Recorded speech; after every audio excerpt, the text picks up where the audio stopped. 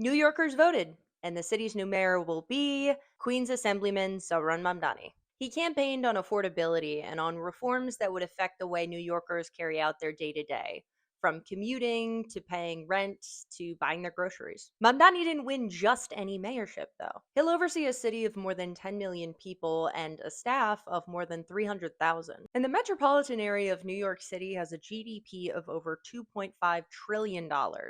That's larger than the GDP of Canada and the largest metropolitan GDP in the world. That's a lot to be in charge of. Critics of Mamdani's have said some of his campaign promises, like making buses free and freezing rent, can't be done, at least not by the mayor. What powers will New York City's new mayor actually have? They can sign and veto laws passed by the city council, and they can prepare, propose, and implement the city's budget and financial plans. But any plans to raise or lower taxes need to be approved by the New York State House up in Albany. When it comes to rent, Mamdani will have the sole power to appoint all 9 members of the Rent Guidelines Board. That's the group that sets adjustments for rent stabilized apartments. That doesn't mean the group is a rubber stamp, though. Members are required to review the law and the economic forecast for landlords before making decisions. As far as making buses free, Mamdani would likely need support from the MTA, or the Metropolitan Transit Authority. They have the final say on fare policy, how much you can charge for a bus ticket. A city run grocery store would require the support of city council and would likely only be implemented on a trial basis.